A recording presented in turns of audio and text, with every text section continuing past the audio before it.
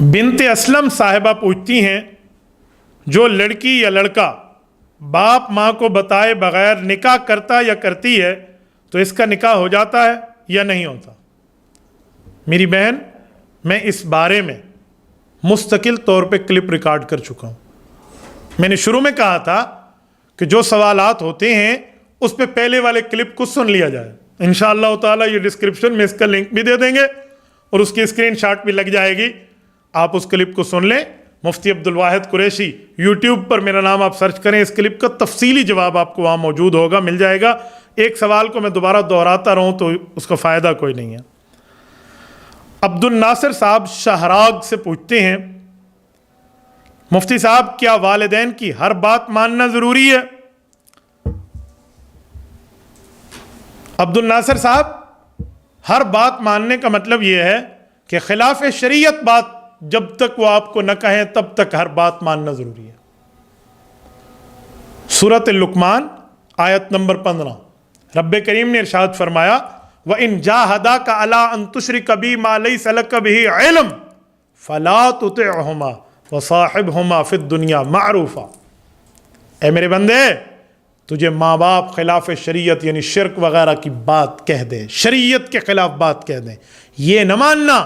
باقی ماں باپ کی بات ماننا، کیونکہ شریعت جہاں پر تمہیں گنجائش دے رہی ہے مانو، اور اگر ماں باپ شرک بھی کہہ دیں تو خلاف شریعت بات کا انکار کر دینا، لیکن دنیا میں ان کے ساتھ اچھائی پھر بھی کرنا، یعنی ماں باپ کافر کیوں نہ ہو تو وَصَاحِبْهُمَا فِي الدُّنْيَا مَعْرُوفًا، تم نے ان کی عزت احترام مقام میں کمی نہیں آنے دینی۔ باقی رہا خلاف شریعت بات تو وہ ہم نہیں مان سکتے، کیونکہ اللہ کے رسول صلی اللہ علیہ وسلم نے ہمیں یہ بتا دیا ہے کہ لا طاعۃ لمخلوق فی معصیۃ الخالق، مخلوق کی اس بات کو مانیں گے جہاں اللہ راضی، جس بات سے رب ناراض اور اللہ کی نافرمانی لازم آتی ہے وہ مخلوق میں کسی کی بات ماننا واجب ضروری لازم نہیں ہے۔ باقی جو بات آپ کر رہے ہیں کہ ماں باپ کی ہر بات ماننا ضروری ہے، اگر آپ وہ بات بھی لکھ دیتے، وہ وجہ بھی لکھ دیتے، ساتھ تشریح بھی کر دیتے کہ آپ کی کون سی بات مراد ہے، تو میں آپ کے اس مسئلے کو سمجھ بھی جاتا اور آپ کو سمجھا بھی دیتا، تاکہ آپ کے لیے بھی اور میرے لیے بھی آسانی ہو۔ تو آپ نے وجہ نہیں لکھی، اس وجہ سے میں آپ کے سامنے اس کو کیا بات آپ کے سامنے کہتا پھروں۔ ثناء اللہ صاحب عمر کوٹ سندھ سے پوچھتے ہیں مفتی صاحب فضائل اعمال میں حدیث ہے کہ جس شخص کی ایک نماز بھی فوت ہو جائے، بعد میں پڑھ بھی لے، پھر بھی ایک حکم جہنم میں جلے گا، یہ حدیث پاک کہاں ہے اور اس کا صحیح مطلب کیا ہے اور ایک حکم کسے کہتے ہیں؟ ذرا اس کی پوری تشریح کر دیں، اللہ پاک آپ کو خوش و خرم رکھے۔ بھائی ثناء اللہ، آپ نے اچھا سوال کیا ہے۔ شیخ الحدیث حضرت مولانا محمد زکریا کاندلوی رحمہ اللہ، انہوں نے اس حدیث پاک کو فضائل اعمال کے اندر، فضائل نماز کے اندر، باب نمبر اول کے اندر حدیث نمبر 8 کے تحت ذکر فرمایا ہے۔ میں چاہوں گا کہ میں فضائل اعمال ہی سے حضرت شیخ کی بات اور پوری حدیث کو آپ کے سامنے رکھوں تاکہ آپ بات کو سمجھ پائیں کہ بات ہے کیا۔ یہ فضائل اعمال ہے، شیخ الحدیث حضرت مولانا محمد زکریا کاندلوی رحمہ اللہ کی کتاب ہے، اردو زبان میں حدیث پاک کی آسان ترین کتاب ہے۔ جس طرح یہ ہر مسجد میں موجود ہے، ہر گھر میں موجود ہونی چاہیے، میرے بھائی بھی پڑھیں، میری ماں بہن بھی اس کو پڑھیں، تو انشاءاللہ تعالی دنیا بھی بہتر ہوگی اور آخرت کے بارے میں بھی انشاءاللہ تعالی آپ کو فکر پیدا ہو جائے گی۔ یہ فضائل نماز ہے اور یہ باب نمبر 1 کا حدیث نمبر 8 آپ کی خدمت میں موجود ہے۔ فضائل نماز، اس کے اندر حضرت شیخ زکریا رحمہ اللہ نے رسالت مآب علیہ الصلوۃ والسلام کا فرمانی مفہوم ذکر فرمایا ہے۔ فرماتے ہیں رویہ انہ علیہ الصلوۃ والسلام قال من ترک الصلاۃ حتی مضى وقتها ثم قضى عذب فی النار حقبا والحقب 80 سنة والسنة 360 یوما کل یوم کان مقدارہ 1000 سنة۔ حضرت شیخ زکریا رحمہ اللہ نے نیچے اس کا مستقل حوالہ ذکر فرمایا ہے، عربی زبان میں اہل علم اس کو سمجھ بھی سکتے ہیں، اور اس پر پوری تفصیل دی ہے، اور اس پر امام بیہقی سے، امام حاکم سے پوری تفصیل بھی لائی ہے، اور یہ ساری چیزیں آپ کی خدمت میں انہوں نے اس کو ذکر فرمائی ہیں۔ حضور اقدس صلی اللہ علیہ وآلہ وسلم سے نقل کیا گیا ہے کہ جو شخص نماز کو قضا کر دے، بعد میں پڑھ بھی لے، پھر بھی اپنے وقت پر نہ پڑھنے کی وجہ سے ایک حکب جہنم میں جلے گا، اور حکب کی مقدار 80 برس کی ہوتی ہے، ایک برس 360 دن کا، اور قیامت کا ایک دن 1000 برس کے برابر ہوگا۔ اس حساب سے حکب کی مقدار 2,88,00,000 سال ہوئی۔ اعاذنا اللہ منہ۔ حضرت شیخ زکریا رحمۃ اللہ علیہ نے حدیث پاک باحوالہ نقل کر کے پھر اس کی تشریح بھی علماء کرام سے نقل کر دی ہے۔ یہ آپ کی خدمت میں ایک جملہ کہتا ہوں، یہ حدیث پاک اس شخص کے لیے ہے جو جان بوجھ کر نماز کو چھوڑ دیتا ہے۔ ایک ہے عذر کی بنیاد پہ نماز کو چھوڑ دینا۔ مثلا صحیح بخاری شریف میں حدیث ہے کہ رسالت مآب علیہ الصلوۃ والسلام نے جنگ خندق کے موقع پر 1، 2 یا 4 یا 3 مختلف روایات ہیں، 4 روایات تک، 4 نمازوں تک کی روایت موجود ہے کہ جنگ خندق میں نماز قضا ہو گئی، تو رسالت مآب علیہ الصلوۃ والسلام نے ان کے خلاف دعا کرتے ہوئے فرمایا ملاہم اللہ بیوتہم وقبورہم نارا حبسونا عن صلاۃ الوسطیٰ۔ عصر کی نماز بھی قضا ہو گئی تو فرمایا اللہ تعالیٰ ان کے ساتھ ایسا ایسا معاملہ فرما دے، وعید فرماتے ارشاد فرمائے انہوں نے ہمیں نماز سے روک دیا، بعد میں آپ علیہ السلام نے اس نماز کو قضا کیا، تو یہ تو عذر کی بنیاد پہ چھٹی تھی۔ اسی طرح نیند میں ایک مرتبہ جس نماز کے قضا کو لیلۃ التعریس کہتے ہیں، یہ پوری سیاستہ میں موجود ہے کہ رسالت میں آپ علیہ السلام نے حضرت بلال رضی اللہ عنہ کی ذمہ داری لگائی کہ آپ نے صبح نماز میں اٹھانا ہے، اور وہ نہ اٹھا پائے تو اس ٹائم نماز رہ گئی، تو بعد میں مستقل طور پہ اس کی قضا کرائی گئی، حضور پاک نے بھی کی اور صحابہ نے بھی کی۔ تو یہ امت کو تعلیم دی گئی کہ جب نماز قضا ہو جائے، اگر نیند میں بھی ہو جائے تو اٹھنے کے بعد اس کی قضا کا طریقہ باجماعت کیسے ہو سکتا ہے۔ تو یہ تو تعلیم شریعت میں ہے، وہ اس میں شامل نہیں ہے۔ وہ شامل ہے جو جان بوجھ کے نماز کو چھوڑ دے۔ تو جان بوجھ کے نماز کے چھوڑنے والے کا مطلب یہ ہے۔ اگر آپ حضرت شیخ زکریا رحمۃ اللہ علیہ کے فائدے کو بھی ساتھ پڑھ لیں تو وہ فائدے سے خالی نہیں ہے۔ میں آپ کی خدمت میں پڑھ دیتا ہوں تاکہ آپ اور ہم اس حدیث پاک سے کچھ اخذ کر سکیں۔ حکب کے معنی لغت میں بہت زیادہ زمانہ کے ہیں، اکثر حدیثوں میں اس کی مقدار یہی آئی ہے جو اوپر گزری، یعنی 80 سال۔ در منصور میں حضرت امام جلال الدین سیوطی رحمۃ اللہ کی تفسیر قرآن کی کتاب ہے، فرماتے ہیں متعدد روایات سے یہی منقول ہے۔ حضرت علی المرتضیٰ رضی اللہ تعالیٰ عنہ نے ہلال ہجری، حضرت علی المرتضیٰ نے ہلال ہجری سے دریافت فرمایا، حضرت ہلال ہجری کی جو بات نقل کر رہے ہیں نا یہ اسی کو فرمایا حضرت علی المرتضیٰ نے کہ حکب کی کیا مقدار ہے؟ انہوں نے کہا حکب 80 برس کا ہوتا ہے، اور ہر برس 12 مہینے کا، اور ہر مہینہ 30 دن کا، اور ہر دن 1000 برس کا، یعنی قیامت کے۔ قیامت میں 2 دنوں کی مقدار قرآن کریم نے بیان کی ہے، ایک الف سنت، ایک 50,000 سنت، 50,000 سال کا ایک دن ہوگا، وہ قیامت کا پہلا دن ہوگا، اور باقی دن جو ہوں گے وہ 1,000 سال کے برابر ہوں گے۔ حضرت عبداللہ ابن مسعود رضی اللہ تعالیٰ عنہ سے صحیح روایت ہے، 80 برس منقول ہے۔ حضرت ابو ہریرہ رضی اللہ تعالیٰ نے حضور پاک صلی اللہ علیہ وسلم سے یہی نقل کیا ہے، ایک حکب کی مقدار 80 سال، 1 سال 360 دن کا، ایک دن تمہارے دن ہو، یعنی دنیا کے موافق 1000 سال قیامت کا دن۔ یہی مضمون حضرت عبداللہ ابن عمر رضی اللہ عنہما نے بھی نقل حضور پاک علیہ السلام سے کیا۔ اس کے بعد حضرت ابن عمر فرماتے ہیں میں اس پر بھروسہ نہیں رکھنا چاہتا کہ ایمان کی بدولت جہنم سے آخر نکل جائیں گے، اس پر بھروسہ نہیں ہے، یعنی ایمان کی بنیاد پہ آخر میں نکل جائیں گے۔ اتنے سال یعنی 2,88,00,000 برس جلنے کے بعد ہی نکلنا ہوگا، جب بھی کہ اور کوئی وجہ وہاں رہنے کی نہ ہو۔ اس کی مثال جیل میں فلاں کیس میں تو اس کی سزا پوری ہو گئی، ابھی فلاں اس پر معاملہ رہتا ہے، تو پھر اس کی پھر پیروی شروع ہو جاتی ہے۔ اللہ محفوظ فرمائے، قیامت کا یہ منظر سمجھا رہے ہیں۔ اس کے علاوہ اور بھی کچھ مقدار اس سے کم حدیث میں آئی ہے، مگر اول تو اوپر والی مقدار ہی کئی حدیثوں میں آئی، اس لیے مقدم ہے۔ دوسرا یہ بھی ممکن ہے کہ آدمیوں کی حالت کے اعتبار سے سزا کم و بیش ہو جائے۔ حضرت امام ابو لیث سمرقندی رحمہ اللہ نے قرۃ العیون میں حضور پاک کا فرمان نقل کیا ہے، فقیہ احناف ہے، غالباً 375-76 ہجری، 4 صدی آدمی کے یہ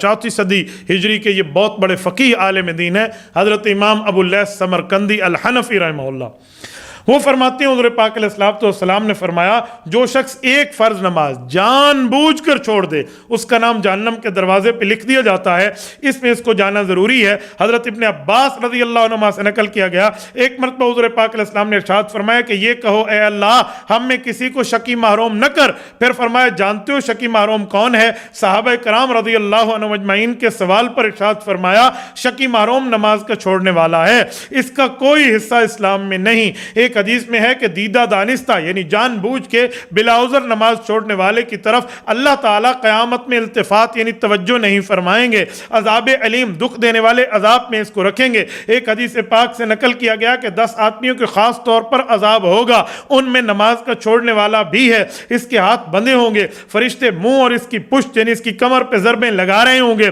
جنت کہے گی میرا تم سے کوئی تعلق نہیں، نہ تو میرے لیے نہ میں تیرے لیے، دوزخ کہے گی آجا میرے پاس آجا، تو میرے لیے میں تیرے لیے۔ یہ بھی حدیث پاک یہ بھی نقل کیا گیا، یہ بھی حدیث پاک کا حصہ ہے کہ جہنم میں ایک وادی ہے، جنگل ہے جس کا نام لملم ہے، اس میں سانپ ہیں جو اونٹ کی گردن کے برابر موٹے ہیں اور اس کی لمبائی 1 مہینہ کی مسافت کے برابر ہے، اس میں نماز چھوڑنے والوں کو عذاب دیا جائے گا۔ نعوذ باللہ من ذالک، اللہ ہمیں محفوظ رکھے، اللہ پناہ عطا فرمائے۔ ایک دوسری حدیث میں ہے کہ ایک میدان ہے جس کا نام جب الحزن ہے، وہ بچھوؤں کا گھر ہے، ہر بچھو خچر کے برابر موٹا، اور وہ بھی نماز چھوڑنے والوں کو ڈسنے کے لیے ہیں۔ ہاں مولا کریم معاف کر دے تو کون پوچھنے والا ہے، مگر کوئی معافی چاہے بھی تو۔ امام ابن حجر اسقلانی رحمہ اللہ المتوفی 852 ہجری نے اپنی کتاب الزواجر میں لکھا ہے کہ ایک عورت کا انتقال ہو گیا، اس کا بھائی دفن میں شریک تھا، اتفاق سے دفن کرتے ہوئے ایک تھیلی قبر میں گر گئی، اس وقت خیال نہیں آیا، بعد میں یاد آیا تو بہت رنج ہوا کیونکہ قبر اس تھیلی میں کوئی چیز ایسی خاص موجود تھی۔ چپکے سے قبر کو رات کو قریب کو کھول کے رات کو تو نہیں، چپکے سے قبر کھول کے نکالنے کا ارادہ کیا، چپکے سے مراد غالباً رات ہی ہوگا،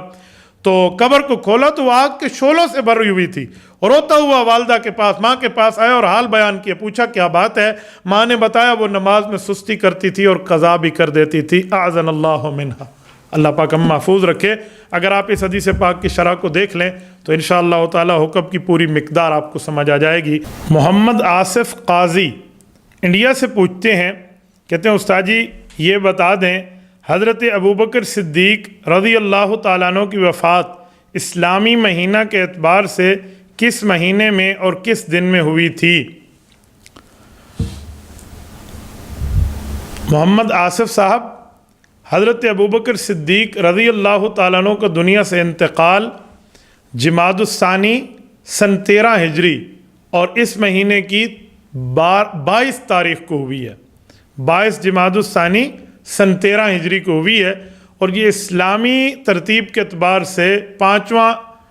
محرم صفر ربیع الاول ربیع الاخر جمادی الاول جمادی الثانی 6واں مہینہ بنتا ہے، 5 ماہ مکمل ہو کے 6واں مہینہ اسلام کو شروع ہو اور سن 13 ہجری ہے،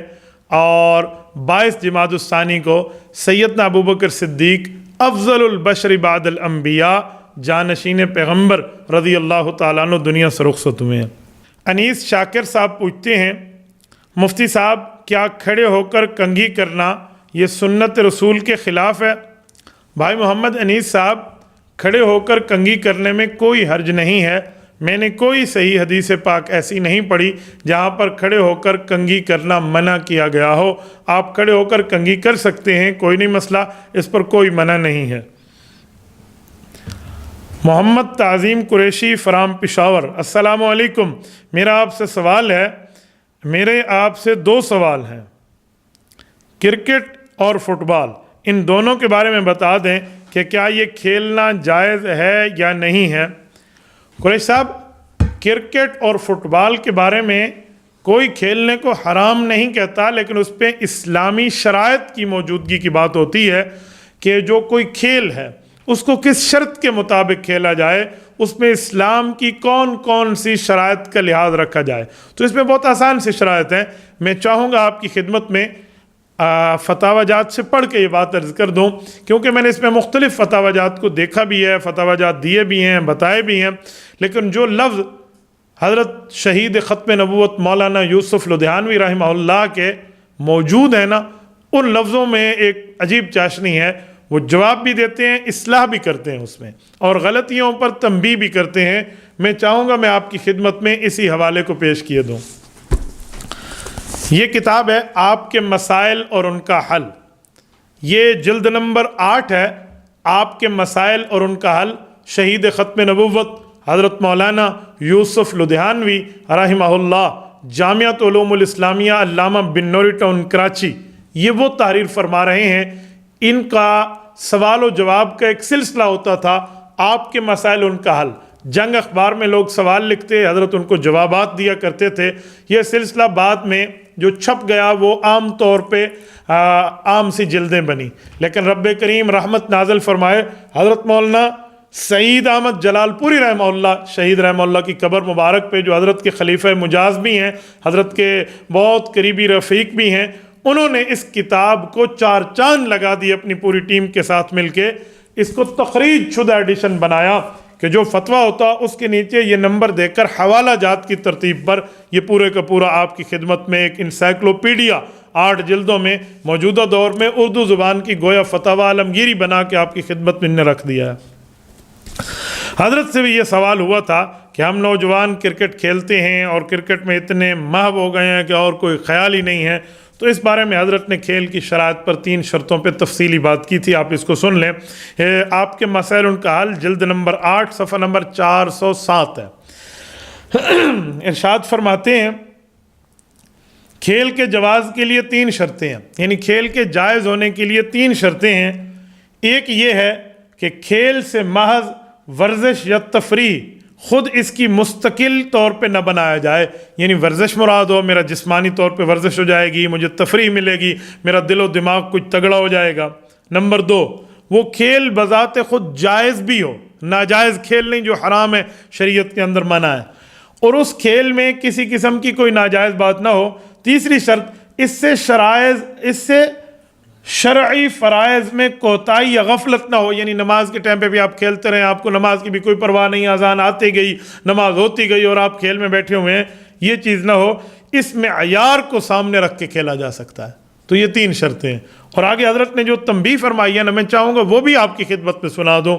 فرماتے ہیں اس معیار کو سامنے رکھا جائے تو اکثر و بیشتر کھیل ناجائز اور غلط ہوتے نظر آئیں گے۔ ہمارے کھیل کے شوقین نوجوان کے لیے کھیل آج ایسا محبوب مشغلہ بن گیا ہے کہ اس کے مقابلے میں نہ دینی فرائض کا خیال رہتا ہے، نہ دینی سنتوں کا خیال رہتا ہے، نہ تعلیم کی طرف کوئی دھیان ہے، نہ گھر کے کام کاج کی طرف کوئی خیال ہے، نہ ماں باپ کی عزت و احترام کا مسئلہ ہے، نہ ضروری کاموں کا احساس ہے۔ اور تعجب یہ ہے کہ یہ کھیل گراؤنڈ سے نکل کے سڑکوں اور گلیوں میں میدان بنا دیا گیا ہے، اس کا بھی احساس نہیں ہے کہ اس کے راستے میں چلنے والوں کو کتنی تکلیف ہوگی، اور کھیل کا ایسا ذوق پیدا کر دیا گیا ہے کہ ہمارے نوجوان صرف کھیلنے کے لیے گویا پیدا ہوئے ہیں، یہ سمجھنا شروع ہو گئے ہیں، اس کے سوا زندگی کا کوئی ہی مقصد نہیں۔ ایسے کھیل کو کون جائز کہہ سکتا ہے؟ یہ بڑوں کی بات ہے، بڑوں کے اپنے الفاظ ہیں، اس لیے میں نے آپ کی خدمت میں رکھ دیا ہے۔ یاد رکھیں، ان شرائط پہ آپ کرکٹ کھیلیں تو کرکٹ ہوگی، ان شرائط سے ہٹ کے کرکٹ کھیلیں گے، خلاف شریعت شرائط لگائیں گے، وہ کوڑا کرکٹ تو بن سکتا ہے، میں اس کو جائز کرکٹ نہیں کہہ سکتا۔ جنید مصطفیٰ صاحب ایبٹ آباد سے پوچھتے ہیں، امام کے لیے نماز کے بعد مقتدیوں کی جانب رخ کر کے دعا کرنا کیسا ہے؟ صبح نماز کے بعد اور عصر کی نماز کے بعد مقتدیوں کی طرف منہ کر کے نماز میں ہاتھ اٹھا کر جو دعا کی جاتی ہے، یہ احادیث سے اور سنن سے ثابت ہے۔ اس لیے ان نمازوں میں اگر مقتدی کی طرف منہ کر بھی دیا جائے، کوئی واعظ کی بات ہو، کوئی نصیحت کی بات ہو، کوئی تسبیحات پڑھ لیں، اس کے بعد دعا کر لیں، تو اس میں کوئی حرج نہیں ہے، لیکن اس کو ضروری سمجھنا اس طرح کہ ہر نماز میں آج کل لوگ شروع کر دیتے ہیں، یا بعض نمازیں ایسی ہوتی ہیں کہ لوگ سلام کے بعد سب بیٹھے ہوتے ہیں، امام صاحب دعا کریں گے تو جائیں گے، سنت بھی ہو گئی، نفل اب امام صاحب دعا کریں گے پھر اٹھ کے جائیں گے، اس طرح لازمی سمجھنے کی بات نہیں ہے، حدیث پاک میں ثابت ہے، آپ نماز کے بعد اس طرح دعا کر سکتے ہیں۔ باقی نماز کی دعا کے تفصیلی دلائل کیا ہیں، اس پر بھی انشاءاللہ تعالیٰ کلپ میں اسکرین شاٹ لگ جائے گا اور اس کا ڈسکرپشن میں لنک بھی مل جائے گا۔ میں نے اس میں تفصیلاً یہ بات کی ہے کہ نماز کے بعد دعا کا ثبوت رسول اللہ صلی اللہ علیہ وسلم سے اور اس طرح قرآن کریم کی تفاسیر سے، صحابہ کرام کے عمل سے میں نے ثابت کر کے ود پروف اس میں بات کی ہے۔ جو لوگ ان نمازوں کے بعد دعا کا انکار کرتے ہیں وہ لوگ ٹھیک حق والی بات اس حد تک کرنے میں، اس حد تک ہم انہیں حق بجانب نہیں سمجھتے، کیونکہ حقیقی بات جو ہے وہ ہم نے آپ کی خدمت میں اس کلپ کے اندر رکھ دی ہے۔ یہ نہیں ہے کہ میں کسی پر کوئی کفر کا اور باطل کا فتویٰ دے رہا ہوں، میں ایک حقیقت ہے، وہ کہتے ہیں ایک حقیقت ہے جو ہوا چاہتی ہے آشکارا، مدعا میرا کسی کی آبرو ریزی نہیں۔ محمد عبداللہ اسلام آباد سے پوچھتے ہیں، مفتی صاحب بعد السلام، آپ کی خدمت میں عرض ہے کہ قبلے کی تعیین کا طریقہ کیا ہے؟ قبلہ کس طرح پتہ چلے گا ایک مسلمان کو جب وہ کبھی دوسرے ملک میں ہو یا جہاز میں نماز کا وقت ہو جائے تو قبلے کا تعین کیسے کیا جائے گا؟ بھائی عبداللہ صاحب، قبلے کی تعین کے لیے مساجد بنی ہوئی ہیں، مینار بنے ہوئے ہیں، آپ اس مینار کے اور محراب کی سائٹ کو دیکھ کر قبلہ رخ آسانی سے سمجھ سکتے ہیں۔ اگر وہ نہیں ہے، آپ ہمارے یہاں کے رہنے والے ہیں، تو مغرب کی جانب جو سمت ہے وہ قبلے کی سمت ہے۔ اور اگر آپ کسی ایسے جنگل میں ہیں یا کسی ایسی جگہ ہے جہاں آپ کو کوئی بتانے والا نہیں ہے قبلہ، تو پھر آپ کے لیے دو حل ہیں۔ پہلا حل تو یہ ہے کہ آپ کے پاس کمپاس ہونا چاہیے، آپ اس کے ذریعے سمت قبلہ آسانی سے آپ ڈائریکشن، اس کی اتجاہ القبلہ آپ اس کو سمجھ بھی سکتے ہیں اور اس کی تحقیق اور اس کی تہہ تک پہنچ بھی سکتے ہیں، اور قبلہ نما ہونا چاہیے۔ اور اگر وہ نہیں ہے تو آپ کسی سے پوچھ لیجئے، وہ آپ کو بتائے دیں گے تو آپ اس کے مطابق نماز پڑھ لیں۔ اور اگر بتائے بھی نہیں دیتے تو پھر آپ تحری کریں، تحقیق کریں، سوچیں کہ یار سورج اب ادھر ہے، فلاں جگہ، اس کو تھوڑا سوچیں، تحری کریں، اپنے علم کے مطابق تھوڑی کوشش کریں، تحری کے بعد آپ نماز پڑھیں۔ علماء فرماتے ہیں آپ تحری کے بعد جب نماز پڑھیں گے، وہاں بتانے والا بھی کوئی نہیں تھا، تو آپ کی نماز ہو جائے گی، اگرچہ وہ قبلے کی سائڈ نہ بھی ہو، کیونکہ تحری موجود ہے، حدیث پاک میں اس پر روشنی موجود ہے۔ آپ اس کو تفصیلاً احادیث پاک سے دعاء الافتاح سے لکھے ہوئے فتوے کو بھی دیکھ سکتے ہیں۔ رہا یہ مسئلہ کہ جہاز میں کس طرح کریں، تو جہاز میں بتانے والے بھی موجود ہوتے ہیں، اور اگر جہاز میں اکثر بندے کا سفر ہوتا ہے تو انسان کو پتہ ہوتا ہے کہ اس ایئرپورٹ سے اس ایئرپورٹ تک جب ہم آتے ہیں تو راستے میں جہاز کی سمت کہاں ہوتی ہے، اور اگر وہاں نہیں ہے، اس راستے پہ نہیں آ رہا، تو آپ عملے سے پوچھ سکتے ہیں، وہ لوگ آپ کو بتا بھی سکتے ہیں۔ ہمارے بزرگ مخدوم شیخ و مرشد حضرت مولانا عزیز الرحمن ہزاروی نور اللہ مرکزہ جہاز میں باقاعدہ جہاں نماز پڑھنے کے لیے جاتے تو آذان بھی کہتے، تکبیر بھی کہتے، اور پھر نماز بھی پڑھ لیتے، کیونکہ ادائے کامل کہتے اسی کو ہیں کہ آذان بھی کہہ دیں، چاہے آہستہ آواز سے کہہ دیں، مقتدیوں کو قریب تک سب کو پتہ چلے تو بہتر ہے بندہ اس طرح۔ مجھے بھی فرمایا تھا ایسے ہی نماز پڑھنا، میں کوشش کرتا ہوں جہاز میں نماز کھڑے ہو کر ادا کرتا ہوں، بیٹھ کے سیٹ پر نماز کا قائل میں نہیں ہوں، کیونکہ کھڑے ہو کر آسانی کے ساتھ بندہ نماز ادا کر سکتا ہے، وہاں جگہ بھی ہوتی ہیں، جائے نماز بھی ہوتی ہے۔ پتہ نہیں، میں حیران ہوں، بعض اوقات یہی ہمارا عملہ جو ہے نا جہاز کا، یہ مفتی بنا پھرتا ہے۔ آپ کی نماز ایسے ہو جائے گی، آپ سفر میں ہیں، آپ پیسنجر ہیں، نو ایشو، نو ڈاؤٹ، آپ یہاں پڑھ لیں۔ میں نے کہا آپ کی اسلامک ایجوکیشن کیا ہے؟ کیا مطلب آپ کی تعلیم کیا ہے؟ آپ کو جہاز میں ویلکم کرنے کے لیے رکھا گیا ہے، آپ یہاں اپنے پیسنجرز کا سواگت کریں گے، بس۔ آپ مفتی صاحب نہیں ہیں، آپ روزے کھولنے کے ٹائم کے اوپر بحث کرنا شروع کر دیں علماء سے کہ اس جگہ ہے یا نہیں ہے، اس جگہ نماز کا قبلہ ہے یا نہیں ہے، ایسے نہیں ہے۔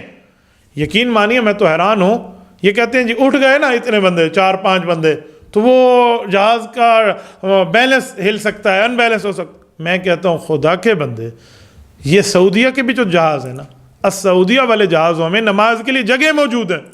4-4 5-5 آدمی، 6-6 آدمی وہاں جماعت کر سکتے ہیں، وہاں تو کوئی پرابلم نہیں ہے۔ اچھا واش روم کے لیے کتنے بندے اٹھ کے گھوم پھر رہے ہوتے ہیں، آ جا رہے ہوتے ہیں، یا آپ نے اتنی بڑی ٹرالی رکھ کے جو لوگوں کی آؤ بھگت کے لیے وہ آپ نے کھلانے پلانے کے سامان آنیاں جانیاں رکھی ہوتی ہیں، اس سے جہاز بیلنس نہیں ہوتا،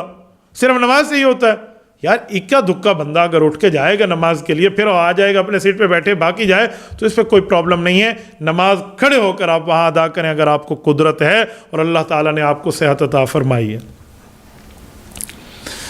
محمد ابراہیم صاحب کشمور سے پوچھتے ہیں، مفتی صاحب ہر باطل فرقے کا مقابلہ کرنا چاہتا ہوں، باطل فرقوں کا مقابلہ کیسے کیا جائے گا، ذرا رہنمائی فرما دیں۔ بھائی ابراہیم صاحب، اللہ تعالیٰ نے آپ کو نام اچھا دیا ہے تو آپ اچھا کام کریں۔ اچھے کام کا مطلب یہ ہے اگر آپ عالم دین ہیں تو ٹھیک ہے، آپ کو معاملات اشاروں سے سمجھ آ جائیں گے، اور اگر آپ عالم نہیں ہیں تو آپ علماء کی رہبری میں چلیں۔ اگر علماء کرام آپ کو اجازت دیں کہ آپ برے لوگوں کو سمجھا سکتے ہیں، جن کے عقیدے غلط ہیں، نظریے غلط ہیں، تو آپ ان کو سمجھانے کی صلاحیت سے مالا مال ہیں، پھر تو آپ سمجھائیں۔ اگر علماء کرام آپ کو اجازت نہیں دیتے تو اپنا منہ میاں مٹھو بننے کی ضرورت نہیں ہے۔ یہ نہ ہو بندہ دوسروں کو بچانے کے چکر میں یہاں تک پہنچ جائے کہ خود ڈوب جائے، تو آپ کے اوپر دریا میں کسی ڈوبتے ہوئے کو بچانا اس وقت لازم ہوگا جس وقت آپ کو سوئمنگ آتی ہو، آپ بہترین سوئمر اور تیراک ہوں۔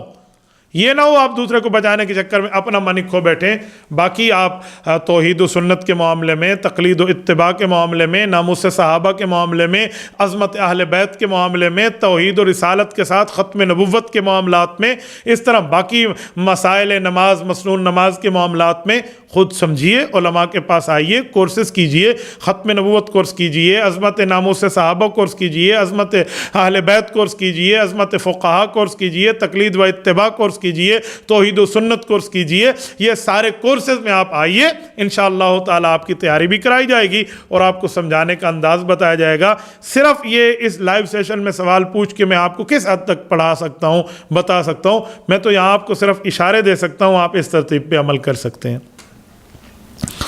نور الاسلام صاحب کراچی سے پوچھتے ہیں، مفتی صاحب میرا سوال یہ ہے کہ فرانس کی ٹیم نے مراکش کی ٹیم کو ابھی فیفا ورلڈ کپ میں شکست دی ہے اور فرانس گستاخ نبی ملک ہے، تو کیا مراکش کی ٹیم کو حضور پاک صلی اللہ علیہ وسلم کی شفاعت نصیب ہوگی اور ان کے دشمن کو اللہ پاک نے نیست و نابود کر دیا؟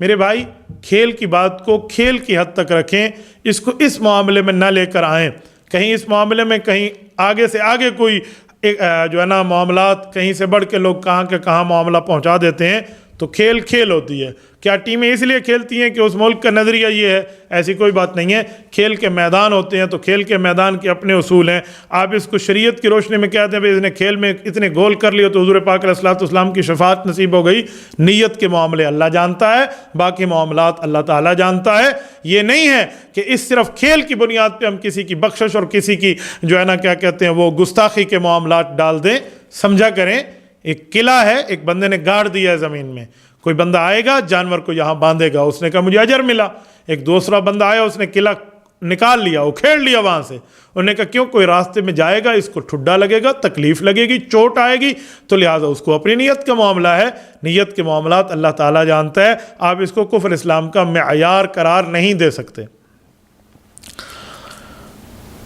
یہی نور الاسلام صاحب کراچی سے پوچھتے ہیں، کہتے ہیں مفتی صاحب میرا دوسرا سوال یہ ہے کہ مولانا مفتی محمد تقی عثمانی دامت برکاتہم نے جنازے میں جو سورۃ الفاتحہ پڑھ دی ہے، اس بارے میں کچھ بتا دیں۔ اس بارے میں علماء کرام کی پورے حوالہ جات اور باتیں موجود ہیں کہ نماز جنازہ میں سورۃ الفاتحہ پڑھنے کی کہاں گنجائش اور کیا ترتیب۔ آپ اس بارے میں اگر تفصیل دیکھنا چاہیں نا تو میرے خیال میں میری گفتگو کے بجائے آپ متکلم اسلام شیخ و مرشد حضرت مولانا محمد الیاس گھمن حفظہ اللہ تعالی ان کے اس کلپ کو دیکھ لیں جو انہوں نے حضرت گھمن صاحب نے باقاعدہ سورۃ الفاتحہ کے معاملے پہ کہ نماز جنازے میں کب پڑھا جائے یا نہیں پڑھا جائے یا نہیں پڑھنے کا حکم یا دلائل، اتنی تفصیل سے بڑے دھیمے لہجے سے دلائل کی بارش کی ہے، بڑے اچھے انداز سے قرآن و سنت اجماع صحابہ کے عمل سے ایسے ثبوت پر بات کی ہے کہ مذہب کیا ہے۔ سورۃ الفاتحہ بطور قرات نہیں پڑھی جاتی، اگر کوئی پڑھنا چاہے گا تو وہ سبحانک اللہم و بحمدک و تبارک اسمک کی جگہ جو پہلی تکبیر میں ہے وہاں پر بطور دعا پڑھے گا۔ تو کیا پڑھنے کی کہاں تک گنجائش اور کیا معاملہ؟ لوگوں نے تو اس کو کفر اسلام کا معیار بنا دیا تھا۔ یہ اہل علم کا ایک علمی مسئلہ ہے۔ اگر اس کلپ کو اگر آپ دیکھ لیں، میں اپنی ٹیم سے کہوں گا انشاءاللہ تعالی یہ ڈسکرپشن میں اس کا لنک بھی دیں، اسکرین شاٹ بھی دیں، آپ انشاءاللہ تعالی وہاں دیکھیں گے، 100% آپ کو اطمینان ملے گا۔ محمد اسلام صاحب ہیں ڈیرہ اسماعیل خان سے، پوچھتے ہیں مفتی صاحب میرا آپ سے ایک سوال ہے، آپ اپنے جوابات میں بیٹے کا لفظ استعمال کرتے ہیں کہ بیٹا ایسا ہے ایسا نہیں ہے، اس کے پیچھے بنیادی وجہ کیا ہے؟ تو سامنے والا جب مجھ سے سوال کر رہا ہے بیانات میں اس کی شکل بھی اگر دیکھ لوں یا اس کو نام سے جانتا ہوں، وہ میرا شاگرد ہو یا شاگرد جتنا ہو یا چھوٹا ہو مجھ سے، تو اس طرح اگر بیٹے کے انداز میں بات میں کر دوں تو کیا کہوں؟ ابو کہوں اس کو؟ خدا کے بندے، اللہ آپ کو حج پہ لے جائے، یہ کیسا سوال ہے؟ مخاطب میں کبھی سامنے والے کو بھائی کہا جاتا ہے، کبھی خاتون ہو تو بہن کہا جاتا ہے، چھوٹا ہو تو بیٹا کہا جاتا ہے، پیارے کہا جاتا ہے، اس طرح کہہ کے مخاطب کرتے انداز ہے۔ میں نے کبھی اپنے سے بوڑھے آدمی کو تو بیٹا نہیں کہا، تو جن کو یا تو میں جانتا ہوں یا مجھے پتہ ہوتا ہے میرے چھوٹے ہیں، فلاں ہیں، اس طرح ہیں، الحمدللہ ہمارے بیٹوں کی عمر بھی بڑی ہے، ہمارے بیٹیوں کی عمر بھی بڑی ہے، تو ایسا مسئلہ تو نہیں ہو سکتا میرے بیٹے کے برابر کی عمر کا ہو۔ بھائی اسلام صاحب، آپ اس معاملے میں اچھا کہ آپ نے مجھ سے پوچھ لیا ہے، تو اس کے پیچھے کوئی بنیادی وجہ، کوئی خاص وجہ، ہر بندے کو اپنا بیٹا بنانے کا چکر، اس طرح کی بات نہیں ہے، یہ ایک انداز تخاطب ہوتا ہے۔ عبد الخالق صاحب صوبہ سندھ سے ہیں، ان نے شہر کا نام نہیں لکھا، کہتے ہیں مفتی صاحب نماز میں کال آنے پہ موبائل جیب میں بند کریں یا جیب سے باہر نکال کر بند کریں؟ بھائی عبد الخالق، بہتر تو یہی ہے کہ آپ نماز سے پہلے موبائل سائلنٹ کر دیں، اور اگر آپ بھول گئے ہیں، آپ کو یاد نہیں رہا، گھنٹی بج گئی، تو پھر اس کو بہتر ہے کہ آپ ایسے ویسے کوئی بٹن دبا کر آپ اس کو بند کر سکتے ہیں۔ نہیں بند نہیں ہو رہا تو آپ اس کو گھنٹی کو بند کرنے کے لیے باہر نکال کے بھی اندازے سے آپ بند کر دیں، لیکن آپ اس میں دیکھیں کہ عمل کثیر نہ ہو۔ عمل کثیر کا مطلب ایسی ترتیب پہ بند کرنے کہ آپ کا یہ کام اور حرکت نہ چل رہی ہو کہ سامنے والا بندہ آپ کو سمجھے آپ نماز میں ہی نہیں ہے، یہ عمل کثیر ہے۔ ایک رکن میں 3 مرتبہ بھی کوئی کام ہو جائے تو علماء اس کو بھی عمل سے کثیر کہتے ہیں پھر اس سے نماز ٹوٹ جائے گی۔ تو اس لیے اس کا انداز اور اس کی ترتیب اور اس کی تعداد کو اگر شریعت کی روشنی میں دیکھ لیا جائے تو بہتر رہے گا۔ نور الرحمان صاحب ہیں، یہ ہری پور ہزارہ سے، کہتے ہیں مفتی صاحب میرے 2 سوالات ہیں۔ پہلا سوال ہے جب کوئی بیماری آئی تو ہم پہلے کس سے رجوع کریں؟ نمبر 2، بغل اور زیر ناف بال جب کاٹے جاتے ہیں تو ان کے کاٹنے کا شرعی طریقہ بتا دیں اور کب کاٹیں، اس کی آخری مدت کی حد بھی بتا دیں۔ نور الرحمان صاحب، جب بیماری آتی ہے تو بہتر ہے کہ پہلے اللہ کی طرف متوجہ ہو جائیں، پھر اس کے بعد کوئی صدقہ کریں، پھر اس کے بعد آپ طبیب و حکیم کی طرف رجوع ڈاکٹر کی طرف کر سکتے ہیں، نو ایشو۔ رات کا ٹائم ہے، اچانک بیماری آئی ہے، نفل پڑھنے کا وقت نہیں ہے تو منہ سے دعا تو کہہ سکتے ہیں، یہ توجہ اللہ ہے۔ جیب میں پڑے ہوئے پیسے صدقے کی نیت کر لیں، اتنے پیسے فقیر کے ہو گئے، صبح دے دوں گا، اگر ابھی نہیں ملا تو اس کے بعد آپ ڈاکٹر کی طرف رجوع کریں، کوئی پرابلم نہیں ہے۔ رہا بغل اور زیر ناف بال کاٹنے کا شرعی طریقہ اور ان کی مدت، آپ نے اچھا کیا یہ سوال کر لیا۔ اکثر دوست مجھ سے واٹس ایپ پہ بھی اور باقی جگہ بھی یہ سوالات پوچھتے رہتے ہیں، تو یہ یاد رکھیں کہ جس وقت بندہ اکڑوں بیٹھتا ہے نا، یہ پیڑوں کی ہڈی جسے ہم کہتے ہیں، جہاں پیٹ بالکل آخری پیٹ کا حصہ جہاں بل کھاتا ہے، اس کے نیچے سے بال آپ نے شرمگاہ کی حد تک اور اس کے آس پاس کاٹ لینے ہیں، یہ ہے زیر ناف بال کاٹنا۔ اور اس کے ساتھ اگر آپ نے دیکھنے ہیں تو یہ خصیتین وغیرہ تک یہ بال اس کے ارد گرد، اس کی سائڈیں یا پخانہ والی جگہ پہ، یہ جہاں اس کے قریب قریب جو بال ہیں جو آپ کو پاخانے میں جو ہے نا کیا کہتے ہیں ملوث ہونے کا خطرہ ہے، تو وہ آپ کاٹ سکتے ہیں۔ تو ان بالوں کو آپ نے کاٹنا ہے، اور بغل کے بال جو ہیں اس کو بھی آپ نے کاٹنا ہے۔ اس کے لیے بلیڈ کا استعمال کر لیا جائے تو بہت بہتر ہے۔ زیادہ سے زیادہ اس کی جو حد ہے وہ 40 دن ہے، 40 سے کم 1 ہفتے پہ آپ آ جائیں تو بہت بہتر ہے۔ ان میں مکمل رانے شامل نہیں ہیں جیسے عام طور پہ لوگ سمجھتے ہیں، یہ رانوں کی صرف جڑ تک ہے، رانوں کی جڑوں تک ہے، یہ زیر ناف کے پیڑوں کی ہڈی سے لے کر جیسے وہ پیٹ کے پہلے بل بالکل جہاں ختم ہوتے وہاں سے لے کر لوگ اس کو پورے رانوں تک اس کو چلائے بیٹھتے ہیں۔ بعض اوقات لوگ ہم سے پوچھتے ہیں تو کوئی پتہ نہیں بالشت کا حساب کر کے کہتے ہیں اور کوئی اس طرح، یہ ساری اسلامی باتیں نہیں ہیں۔ جو بات شرعی طریقہ تھا وہ میں نے آپ کی خدمت میں عرض کر دیا۔ عامر فاروق صاحب ہیں،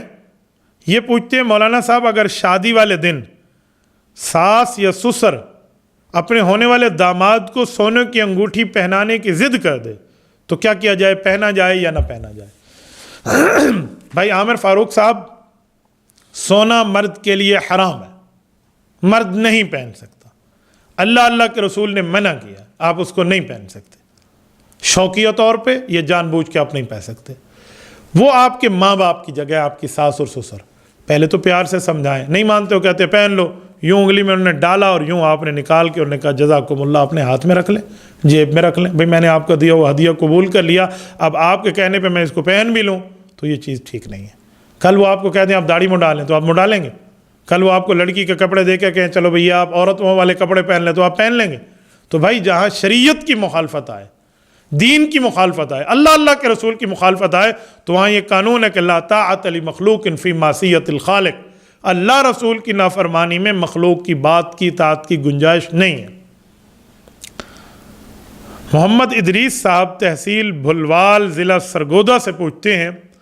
مفتی صاحب میرا سوال یہ ہے کہ کیا بندہ سردیوں میں چادر یعنی شال وغیرہ اوڑھ کے نماز پڑھ سکتا ہے، اور اگر چادر ناک پر ہو یعنی پورا منہ ڈھکا ہوا ہو تو اس صورت میں کیا حکم ہے؟ ادریس صاحب، ادریس نہیں اویس، ساری بھائی اویس، پورا منہ ڈھک کے تو کوئی چادر کے ساتھ نماز نہیں پڑھتا۔ پورا منہ ڈھک لیں گے، آنکھیں بند، ناک بھی بند، کان بھی بند، تو آپ دیکھیں گے کیسے؟ پورا منہ نہیں ہے، ویسے چادر پہن کے آپ نماز ادا کر سکتے ہیں۔ جو آپ کے ناک پر آتی ہے نا تو یہ کوئی عذر ہے، جیسے ماسک پہنتے ہیں آج کل عذر ہے، تب تو جائز ہے۔ کوئی عذر، کوئی مجبوری نہیں ہے تو پھر آپ ناک کو کھلا رکھیں، یہ بہتر ہے۔ بعض علماء تو یہاں تک بھی کہتے ہیں کہ اگر صرف سردی کی وجہ ہے نا جو آپ عام طور پہ برداشت کر سکتے ہیں تب بھی ناک کھلا رکھیں۔ ہاں آپ اس سردی سے 100% بیماری کا خطرہ ہے پھر آپ ناک کو ڈھانک کے پڑھ سکتے ہیں، پھر پرابلم نہیں ہے۔ ممتاز احمد صاحب کشمیر سے پوچھتے ہیں، مفتی صاحب حیلہ اسقاط کرنا کیسا ہے؟ ہمارے ہاں لوگ جنازہ کے بعد قرآن پاک کا حیلہ کرتے ہیں، نہ کرنے والوں کو برا کہتے ہیں۔ شریعت نے جو حیلہ اسقاط کی قسم بتائی ہے وہ نہیں ہے جو مروجہ دور میں آج رائج ہے۔ آج کل جو مروجہ طریقے پر لوگ حیلہ اسقاط کر رہے ہیں یہ ناجائز ہے، منع ہے، اس کا شریعت میں کوئی ثبوت نہیں ہے۔ جو شریعت کی حیلہ اسقاط کی قسم ہے وہ کچھ اور ترتیب ہے، یہ نہیں ہے جو آپ کے یہاں پھیریوں والی ترتیب کرتے ہیں۔ عالم دین سے مل کے اس کی ترتیب آپ پوچھ سکتے ہیں، لیکن یہ نہیں ہے۔ مروجہ حیلہ اسقاط بدعت ہے، غلط ہے، ہم ناجائز ہے، ہم اس کے قائل نہیں ہیں۔ ثوابی سے محمد حمزہ ہیں، یہ پوچھتے ہیں مفتی صاحب ارکم نام رکھنا کیسا ہے؟ بھائی حمزہ، ارکم نام رکھنا جائز ہے، ایک صحابی ہیں اور بدری صحابی ہیں، یہ ان کا نام ہے، تو اس نام کو رکھنے میں کوئی حرج نہیں ہے۔ یہ ہیں کوئی دفاع حق کے نام سے غالباً آئی ڈی ہے۔ مفتی صاحب کیا جمعہ کے دن نایا کپڑا پہننے تو اس کا حساب اللہ تعالیٰ نہیں لے گا؟ بھائی دفاع حق صاحب، اللہ آپ کو خوش و خرم رکھے،